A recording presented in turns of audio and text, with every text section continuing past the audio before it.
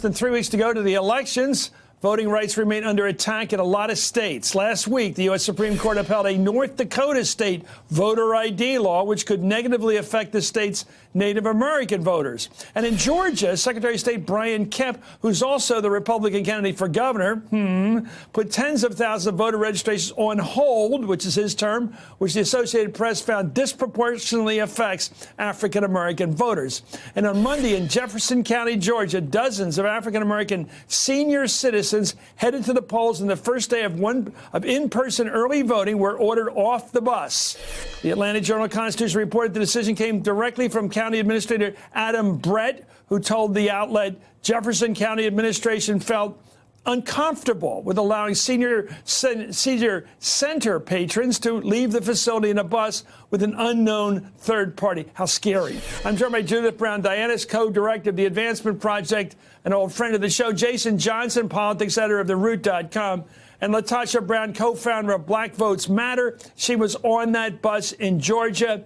Latasha, what do you think was up that day that got all of those voters off the bus? Why did that happen? Who did it? You know, it was the county administrator, but I think it speaks to, particularly when we're talking about rural communities, how there are folks who have unchecked power and have had power so long that they feel that they have the right to make decisions, to use their power in an abusive way to have the right to make decisions for other people that actually interferes into their vote. So the county administrator actually made the call to tell the director of the center that the people of the bus had to get off. And that's, quite frankly, he made a unilateral decision based on the fact that he didn't know who the people were. Well, we had spent 2 hours with that community. So at the end of the day, the people had made that decision. That was not his call. Well, you know the history. We'll get to it in a minute. But it seems to me that I've spent most of my life understanding polling operations in politics. That you go to the voters in their homes, you go to their community centers, you go to their churches, you pull them out, you get to the polls so that your side wins. That's what politics is about. Pulling. Getting people to the voting booths. Did this person, this administrator of the county, did this person, Adam Brett, did he know that the people on the bus were African American? Did he know that they potentially were going to vote Democrat? What was his motive? Absolutely. He actually says, if you look in his statement, and when we went to talk to him, because we actually went back to talk to him on yesterday, what he said was that because the organizer that was in the community that we were working with happened to be affiliated with the Democratic Party, that he felt that this was a partisan event. It was not a partisan event. She happened to be, while she was a Democrat and connected with other pieces, that once again, that was not his call. That was certainly an issue of voter suppression, because who is he to make a choice for other grown, able-bodied adults of where they to go and who they are to associate with? Latasha, you strike me as a very aggressive person, which I applaud. Should people who get in these situations next time, when they feel that there's some muscle coming at them from authority figures, then they really wonder, should they be more pushy than your people were? Should they just say, damn it, out of our face, we're going? Is that possible in these situations to confront power? I think you have to have a delicate balance, because in many of these rural communities, their positions of power is very interconnected in terms of the politics and the economics. So oftentimes people who have the political power also have the economic power, and there's usually repercussions, particularly in rural communities. So I think you have to walk a delicate balance, and we knew that, which is why we didn't push it at the time. We knew that we were going to resolve it, and since that time, just to report, many of those voters, many of those seniors have already voted. And so there was a delicate balance in being able to make sure that you do no harm. First, you do no harm. That that we recognize to figure out what was happening, but also give the opportunity that we're recognizing that in these rural communities, there can be repercussions. So I think ultimately, I don't understand what you're telling me. You're telling me. You know what I don't know. You're teaching me. Because, a white guy like me isn't used to that treatment. I haven't been bothered about voting in my whole life. Nobody's ever gotten in my face. Nobody's ever stopped me. But you've been there, and you know that they can get even, right? Absolutely. And I think that's why it's really important for us to recognize that there is a spectrum of voter suppression.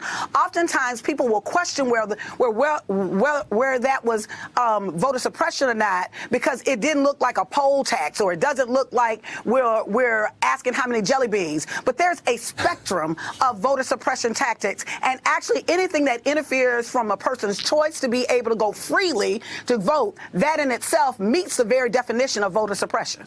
It seems like, Judith, there is they're not just a specter, but there's a line all the way back to the days of when Reconstruction, the Republican Party sold that out in 1876 and went back to Jim Crow, where they've come up with reading this in Greek, or the number of jelly beans in this bowl, or all these incredible, crappy ways to screw a person. Right, or laws like they have in Florida, where you can't vote if you were convicted of a felony, put into the Florida Constitution in 1868. And so, yes, there's a spectrum. And what's happening in Georgia is that legislature, the Secretary of State, and local officials, what they're trying to do is make it harder to get on the rolls, harder to vote, but easier to get off. So we're seeing everything from difficulty from registering to kicking people off the rolls. But then, as Latasha said, the things that are in the middle, the intimidation that happens when police are at the polling place, where poll workers are turning people away and not giving them their rights, and then these acts of intimidation that are subtle. What about this exact match thing? Oh, yeah. So if you have a hyphen between, say you get married, my wife is Cunningham Matthews, but she left out the hyphen. It's two names, a middle name and a last name.